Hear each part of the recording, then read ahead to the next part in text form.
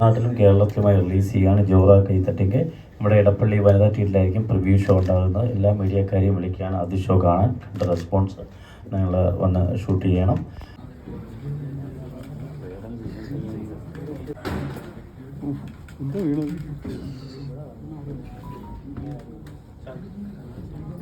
അകത്തേക്ക് കയറിയിരിക്കണമെന്ന് ചെയ്യുകയാണ്.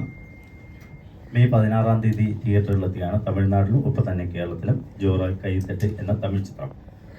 ഭാമ എൻ്റർടൈൻമെൻറ്റ്സിൻ്റെ ബാനറിൽ സാറ്റർഡേയിലാണ് ചിത്രം നിർമ്മിക്കുന്നത്. ശരവണ പ്രൊഡക്ഷൻസും കൂടിയുണ്ട്. ചിത്രത്തിൻ്റെ രജനി സംവിധാനം നിർവഹിക്കുന്ന വിനീഷ് വില്യനുമാണ്. വിനീഷ് ഇതിനു മുമ്പ് കലായി FM എന്ന മലയാള ചലച്ചിത്രം സംവിധാനം ചെയ്തിട്ടുണ്ട്. ശ്രീനിവാസൻ, ശ്രീനാഥ് ബാസിയൊക്കെ അഭിനയിച്ച മലയാള ചിത്രം. അതുകൂടാതെ തമിഴ് ഏറെ ഹിറ്റായ തീ കുളിക്കും പശ്ചിമരം എന്ന ചിത്രത്തിൻ്റെ സംവിധാനം കൂടിയാണ് ഇദ്ദേഹം. പ്രസ് മീറ്റിൽ പങ്കെടുക്കുന്നുണ്ട്. പിന്നെ സാക്കർ അലി ഭാമ എൻ്റർടൈൻമെൻറ്റ്സിൻ്റെ ബാനറിൻ്റെ ഉടമ, അതോടൊപ്പം പ്രധാന വേഷത്തിൽ അഭിനയിക്കുന്നുണ്ട്. സാക്കർ അലി പ്രസ് മീറ്റിൽ പങ്കെടുക്കുകയാണ്. പിന്നെ നമ്മുടെ പ്രധാന നടൻ നിങ്ങൾക്ക് അവർക്ക് അറിയാം, അടുത്തിടെ പ്രധാന വേഷം ചെയ്തിട്ടുണ്ട്. ഹരീഷ് പേരടി എന്ന നടനെയും സ്വാഗതം ചെയ്യുന്നു നമ്മുടെ പ്രസ് മീറ്റിലേക്ക്. പിന്നെ നമ്മുടെ നായിക ശാന്തി റാവു. ശാന്തി ശരിക്കും ഹൈദരാബാദാണ് സ്വദേശമെങ്കിലും തെലുങ്കും മലയാളവും തമിഴും ഒക്കെ അറിയാം. അത്യാവശ്യം ഭംഗിയായി സംസാരിക്കും, മിക്സ് ചെയ്തുകൊണ്ട്. തെലുങ്ക് ചിത്രങ്ങളിൽ ഫേമസ് ആണ്. ഒട്ടേറെ ചിത്രങ്ങൾ ചെയ്തു, തമിഴിൽ ചെയ്തു. മലയാളത്തിൽ ഒരു ചിത്രം റിലീസാകാനുണ്ട് ചെയ്തത്. ഇപ്പോൾ ഈ തമിഴ് ചിത്രത്തിൽ ഹീറോയിനാണ്. പിന്നെ ഇവർക്കും അറിയാം ഇതിലെ നായകൻ യോഗി ബാബു.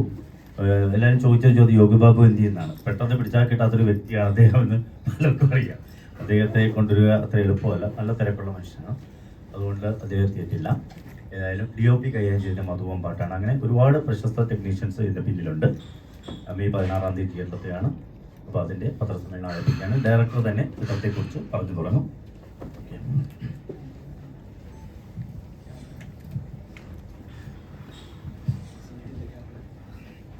എല്ലാവർക്കും നമസ്കാരം. എൻ്റെ പേര് വിനീഷ് വില്യന്, കോഴിക്കോട് സ്വദേശിയാണ്. ജോറ കയ്യത്തട്ടുങ്ക എന്ന സിനിമയുടെ പ്രൊമോഷനുമായിട്ട് ബന്ധപ്പെട്ടാണ് ഞങ്ങളിവിടെ വന്നിരിക്കുന്നത്. അറിയാം, യോഗി ബാബു എന്ന തെന്നിന്ത്യയിലെ തന്നെ, ഒരുപക്ഷെ ഇന്ത്യയിലെ തന്നെ ഏറ്റവും തിരക്കേറിയതും പ്രശസ്തനുമായിട്ടുള്ള ഒരു ഹാസ്യതാരം അപൂർവമായി ചില നായക കഥാപാത്രങ്ങൾ ചെയ്യാറുണ്ട്. അതിൽ നിങ്ങൾക്കൊക്കെ അറിയാം, മണ്ടേല എന്ന് പറഞ്ഞ സിനിമ നമ്മൾ കേരളത്തിലൊക്കെ തന്നെ നെറ്റ്ഫ്ലിക്സിലൂടെ വളരെ ഹിറ്റായൊരു സിനിമയാണ്. അതിനുശേഷം പിന്നീട് 1-2 നായക കഥാപാത്രങ്ങൾ അദ്ദേഹം പാരഞ്ജിത്തിൻ്റെ ബോട്ട് എന്ന സിനിമയിൽ ചെയ്തു. പിന്നെ അത് കഴിഞ്ഞ് പിന്നെ ബൊമ്മൈ നായിക എന്ന് പറഞ്ഞ സിനിമയിൽ ചെയ്തു. പിന്നെ ബോട്ട് എന്ന് പറഞ്ഞ സിനിമയിൽ ചെയ്തു.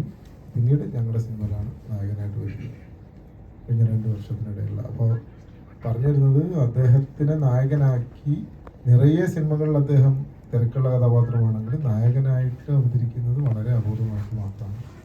അപ്പോൾ ഈ സിനിമയിൽ അങ്ങനെ നായകനാക്കി ആനുള്ളൊരു അവസരം നമ്മുടെ സിനിമയ്ക്ക് കിട്ടി, ഞങ്ങൾക്ക് കിട്ടി. അദ്ദേഹം നായകനാകാം എന്ന് പറഞ്ഞു തന്നെയായിരുന്നു ഞങ്ങളുടെ സിനിമ എടുക്കാനുള്ള ഞങ്ങളുടെ പ്രചോദനം. അപ്പോൾ 2-2.5 വർഷം നീണ്ട ആ ഷൂട്ടിംഗ് എന്ന് പറയുന്നത് നമ്മുടെ മലയാള സിനിമ പോലെയല്ല. തമിഴ് സിനിമ പല ഘട്ടങ്ങളിലായിട്ടാണ് നമ്മൾ പോയി ഷൂട്ട് ചെയ്യുക. സാമ്പത്തികവും എല്ലാം ഉൾപ്പെടെ ഉണ്ടായാൽ പോലും 1-1.5 വർഷം ഒരു സിനിമ പൂർത്തിയാകാനെടുക്കും. അപ്പോൾ അങ്ങനെ അത് പൂർത്തിയാക്കി. ഈ സിനിമയുടെ മറ്റൊരു പ്രത്യേകത, ഈ സിനിമയുടെ നിർമ്മാതാവായ സാക്കിർ അലി മലയാളിയാണ്. അദ്ദേഹം കോഴിക്കോട് സ്വദേശിയാണ് എന്നുള്ളതാണ്. അപ്പോൾ പിന്നീട് 1-2 ഹരീഷ് ചേട്ടനെ പോലുള്ള, ഹരീഷ് ചേട്ടൻ പക്ഷേ ഞങ്ങളെ മലയാളി എന്നുള്ള നിലയ്ക്ക് അല്ല ഈ സിനിമയിൽ ഭാഗഭാഗമായത്. നിങ്ങൾക്കൊക്കെ അറിയാവുന്ന പോലെ കേരളത്തിൽ ഉള്ളതിനേക്കാൾ അധികം പ്രശസ്തിയും ആരാധകരും അദ്ദേഹത്തിന് തമിഴ്നാട്ടിലുണ്ട്, തെലങ്കാനയിലുണ്ട്, ആന്ധ്രയിലുണ്ട്.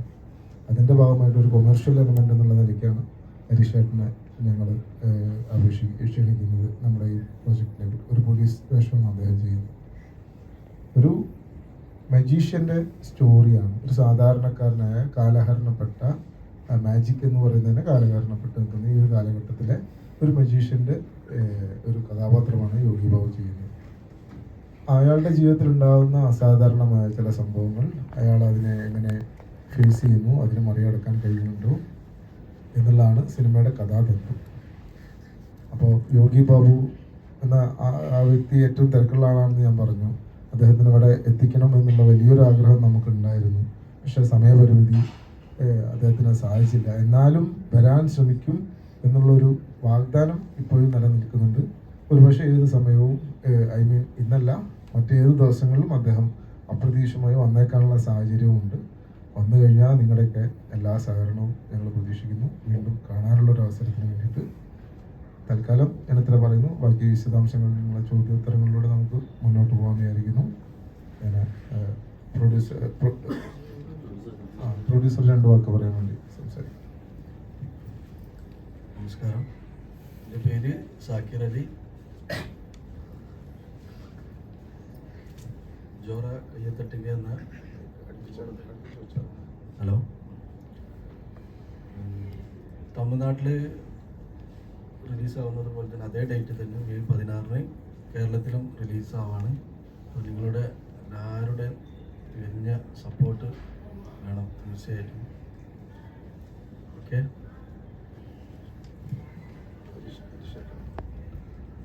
നമസ്കാരം. ഞാൻ ഈ ജോറ കയ്യത്തട്ടിങ്ക എന്നൊരു സിനിമയിലേക്ക് വിനീഷിനെ വിളിക്കുമ്പോൾ വലിയ സന്തോഷം തോന്നിയിരുന്നു. കാരണം സ്വാഭാവികമായിട്ടും വിനീഷ് ഡയറക്റ്റ് അല്ല ആദ്യം വിളിക്കുന്നത്. അങ്ങനെ ഒരു കമേഴ്ഷ്യൽ രീതിയിൽ തന്നെയാണ് അതിൻ്റെ കോള് വരുന്നത്, എൻ്റെ മാനേജർ എടുത്ത് വരുന്നു, അങ്ങനെയൊക്കെ തന്നെയാണ് വന്നത്. പിന്നീടത് വിനീഷുമായിട്ട് സംസാരിക്കുന്ന രീതിയിലേക്കായി മാറുകയായിരുന്നു. അപ്പോഴാണ് വലിയ സന്തോഷം തോന്നിയത്.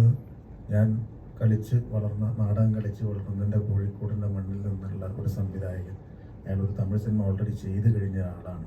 അയാൾ വീണ്ടും ഒരു തമിഴ് സിനിമ സംവിധാനം ചെയ്യുന്നു, അതും യോഗിയെ വെച്ച് ചെയ്യുന്നു. അപ്പോൾ അതിലൊരു പ്രധാന കഥാപാത്രം ചെയ്യാൻ വിളിക്കുന്നു. അപ്പോൾ നമുക്കൊരു വല്ലാത്ത സ്നേഹമുണ്ടാകും. നമ്മൾ നിറയെ തമിഴ് സിനിമയൊക്കെ ഇതൊക്കെ ചെയ്തുകൊണ്ടിരിക്കുമ്പോൾ പോലും നമ്മുടെ നാട്ടുകാരനായ ഒരാൾ നമ്മളെ ഒരു തമിഴ് സിനിമയിലേക്ക് വിളിക്കുക എന്ന് പറയുമ്പോൾ ഉണ്ടാകുന്ന ഒരു സന്തോഷം, അതൊരു പറഞ്ഞറിയിക്കാൻ പറ്റാത്ത രസമാണ്. പിന്നെ അതിൻ്റെ പ്രൊഡ്യൂസറാണെങ്കിൽ അദ്ദേഹം കോഴിക്കോട്ടുകാരനാണ്, മലയാളിയാണ്. അപ്പോൾ അതൊക്കെ ഒരു വലിയ രസമായിരുന്നു ഈ സിനിമയിലേക്ക് എത്തിപ്പെടാൻ. പിന്നെ യോഗി ബാബു, ഞാൻ എൻ്റെ ആദ്യത്തെ തമിഴ് സിനിമ ഞാൻ പറയുന്ന നമ്മുടെ ആണ്ടവൻ കിട്ടില്ല എന്ന് പറയുന്ന വിജയ് സേതുപതിയുടെ ഒപ്പമുള്ള ആ സിനിമയാണ് എനിക്ക് തമിഴൊരു ബ്രേക്ക് എന്ന സിനിമ. ആ സിനിമയിൽ രണ്ടാമത്തെ നായകനായിട്ട് അഭിനയിച്ച ആളായിരുന്നു യോഗി ബാബു. അന്ന് മുതലേയുള്ള ബന്ധമാണ്. ഞങ്ങൾ രണ്ടുപേരും ഒന്നിച്ച് നിറയെ സിനിമകൾ ചെയ്തിട്ടുണ്ട്. ഒരു 10ഓളം സിനിമകൾ അല്ലാതെ തന്നെ ഞങ്ങൾ ചെയ്തിട്ടുണ്ട്. അപ്പം യോഗിയായിട്ടുള്ളൊരു ബന്ധം എന്ന് പറഞ്ഞാൽ അന്ന് മുതലേയുള്ളൊരു നല്ല ബന്ധമാണ്. അപ്പോൾ അത് ഈ സിനിമയിലാണെങ്കിൽ അദ്ദേഹത്തോടൊപ്പം ഒരുപാട് നേരം ദിവസങ്ങൾ അദ്ദേഹത്തോട് വർക്ക് ചെയ്യാൻ പറ്റിയെന്നുള്ളതാണ് ഏറ്റവും വലിയ സന്തോഷം. ഏതാണ്ട് ആ സിനിമ എൻ്റെ ഏറ്റവും വലിയ പ്രത്യേകതയായിട്ട് എനിക്ക് തോന്നുന്നത്, ഈ മെയ് 16 ചെന്നൈയിലെ 3 പടങ്ങളാണ് തമിഴ്നാട്ടിൽ റിലീസ്. ഒന്ന് സൂര്യയുടെ പടം, ഒന്ന് സന്താനത്തിൻ്റെ പടം, ഒന്ന് യോഗിയുടെ പടം. ഇവർ 3 പേരും തമിഴ് സിനിമയിലെ കൊമേഡിയന്മാരായിരുന്ന ആളുകളാണ്. അവർ 3 പേരും നായകന്മാരായിട്ട് വരുന്ന പടം അവിചാരിതമായിട്ട് ഒരേ ദിവസം റിലീസാകുന്നു എന്നുള്ളതാണ് അതിൻ്റെ ഒരു പ്രത്യേകത. അപ്പോൾ അതിൻ്റെയും കൂടെ ഒരു ഭംഗി ഉണ്ട്. ഇവരൊക്കെ തമ്മിൽ ആരോഗ്യപരമായ മത്സരം എന്ന് വേണം നമുക്കതിനെ പറയാം. കാരണം എല്ലാവരും നല്ല ബന്ധത്തിലുള്ള ആളുകളാണ്. അപ്പോൾ അതിന് വിനീഷിനെ സംബന്ധിച്ചോളം ആ വിനീഷിൻ്റെ ആ പേര് ചെന്നൈയിൽ എല്ലാവരും ഒരു നോട്ട് ചെയ്യുന്ന രീതിയിലേക്ക് എത്തിപ്പെടുകയാണ് ആ ഒരു ഒരൊറ്റ കാര്യം കൊണ്ട് തന്നെ. അപ്പോൾ അതൊക്കെയാണ് സിനിമയെ സംബന്ധിച്ചോളം ഞങ്ങൾക്ക് വലിയ സന്തോഷം നൽകുന്നത്. ഇവർ ചെന്നൈയിൽ എനിക്ക് ഈ മീറ്റിങ്ങിൽ പങ്കെടുക്കാൻ പറ്റിയില്ലായിരുന്നു. 2 ദിവസം മുന്നേ ആയിരുന്നു ചെന്നൈയിലെ പരിപാടി. അന്ന് എല്ലാവരും ഉണ്ടായിരുന്നു. അപ്പം അന്ന് മറ്റൊരു ഷൂട്ട് കാരണം എത്തിപ്പെടാൻ പറ്റില്ല. അതുകൊണ്ട് ഇവിടെ എത്തിപ്പെട്ടതെല്ലാം സന്തോഷം അംഗീകരിക്കുന്നു. നമുക്ക് ശാന്തിയുടെ തീരുമാനം കേൾക്കാം. മലയാളത്തിൽ സംസാരിച്ചോളൂ. അവരെല്ലാവരും താങ്ക് യു സർ. എല്ലാവർക്കും നമസ്കാരം. എൻ്റെ പേര് ശാന്തി റാവ്. സാർ പറഞ്ഞ പോലെ 2 days മുമ്പ് ചെന്നൈയിലെ തമിഴ് ഫിലിം ജോറ കയ്യത്തട്ടിൻ്റെ പ്രസ് മീറ്റ് ഉണ്ടായിരുന്നു. I don't think I ever dreamed കി ഈ ഫിലിം മലയാളത്തിൽ റിലീസാവും. ആൻഡ് ഐ തിങ്ക് ഇപ്പോൾ ഇത് എൻ്റെ മലയാളം ഡെബ്യൂ ആവാൻ പോകുന്നത്. So it's become a big thing for me. Vineesh sir, thank you so much for this. And Jakir sir, thank you so much. I'm really looking forward because ഞാൻ പറഞ്ഞ പോലെ എനിക്ക് ഇതിൻ്റെ മുമ്പ് പറഞ്ഞു Kerala is second home for me. And എനിക്ക് ഒരുപാട് ഒരു ഡ്രീം ഉണ്ടായിരുന്നു I have to work in Malayalam cinema. ഈ രീതിയിൽ ഞാൻ ഇത്ര പെട്ടെന്ന് I come into this I never thought. So I am very excited. Thank you to my team and to my co-actors. That to Yogi Babu sir kude ellarku ariyam that he's one of the finest actors in the country right now. And Yogi Babu ji kude oppositely I'll be working. I didn't think about it. At the same time, நிறைய actors ഉണ്ട്. Sir, I didn't get to share screen space with you, but looking forward, sir. ഇങ്ങനെ I didn't think that you will be introducing me, so thank you so much for this. So yeah, I'm very excited. Definitely എനിക്കൊരു confidence ഉണ്ട് ഈ movie release ആയിട്ട് പിന്നെ തിരിച്ച് വീണ്ടും എല്ലാവരും വന്നിട്ട് will meet you all and will talk more about it. Thank you so much.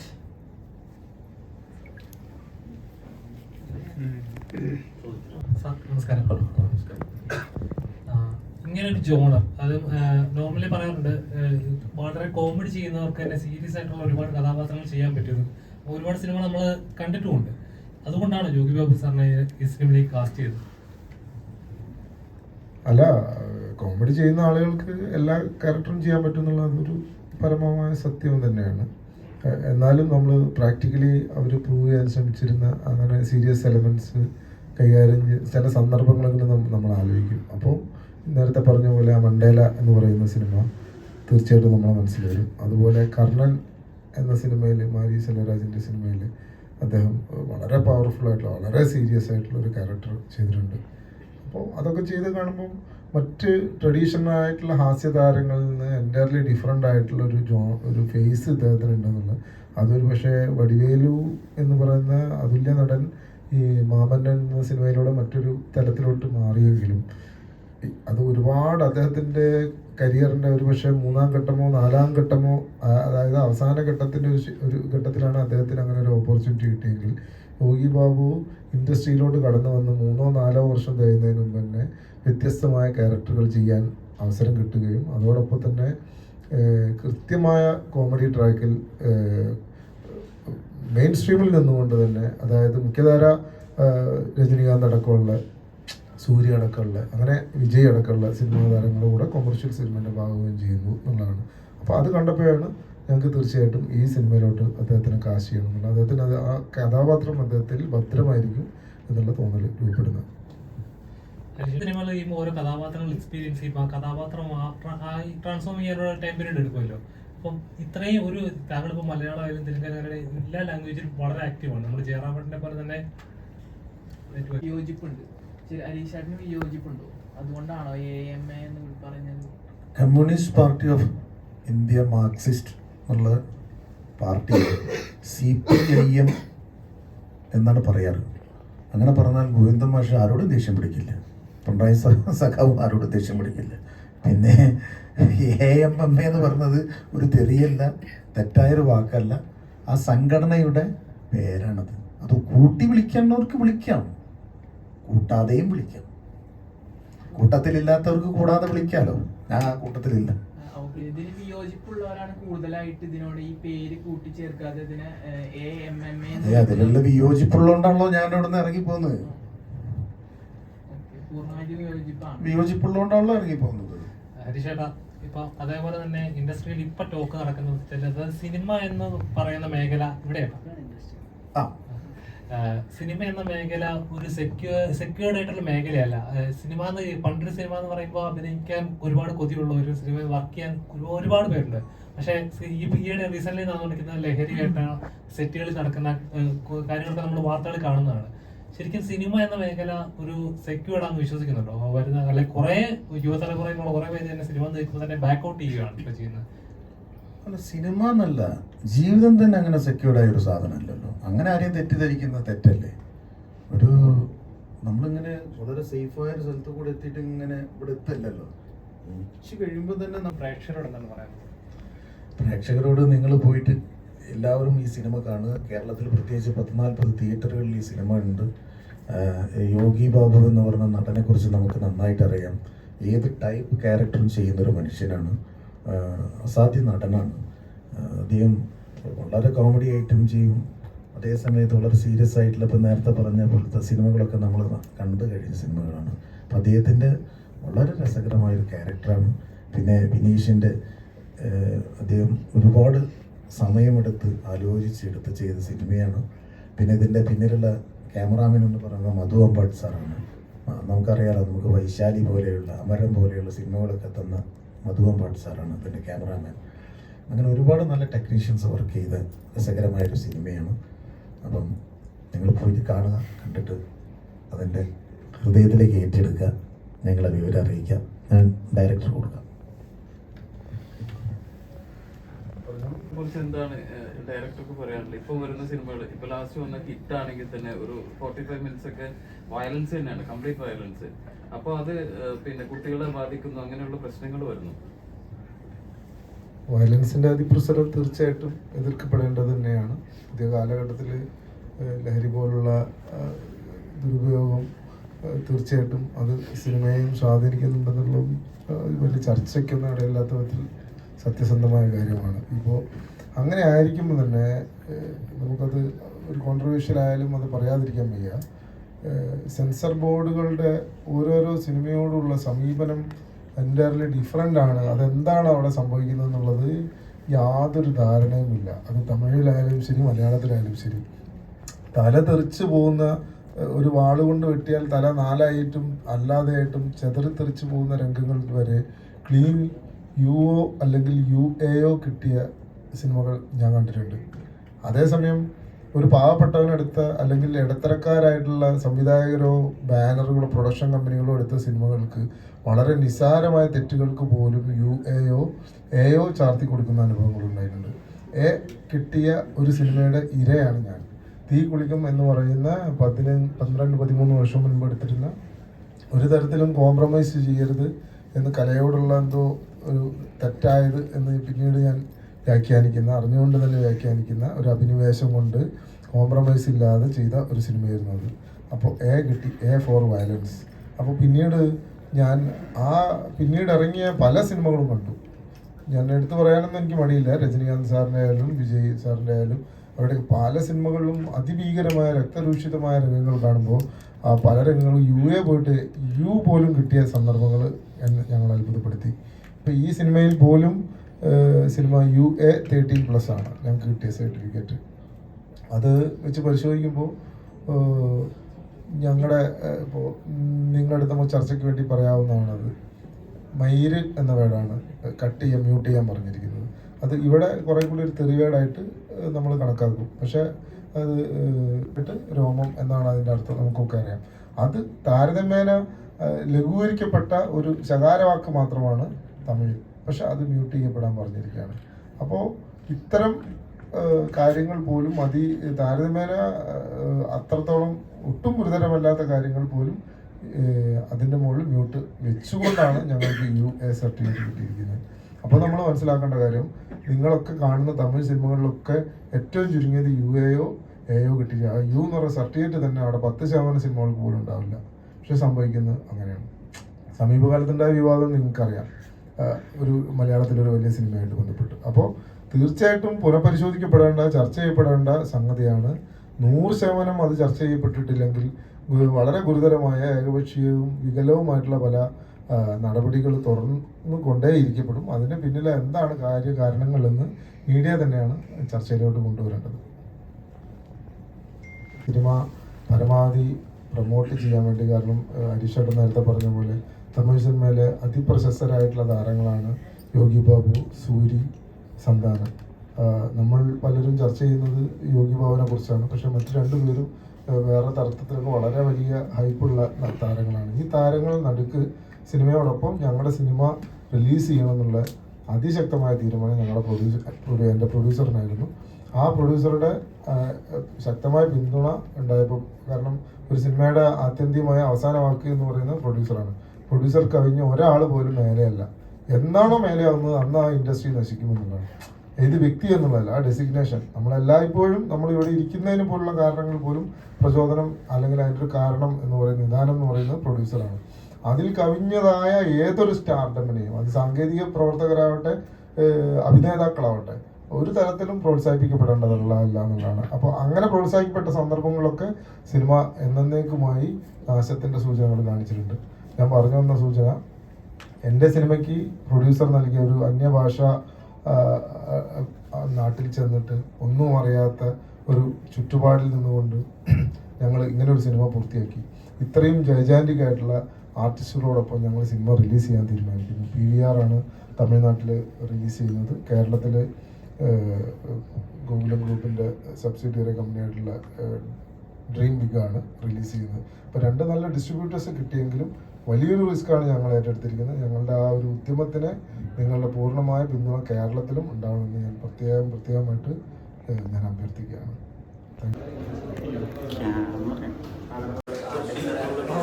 U.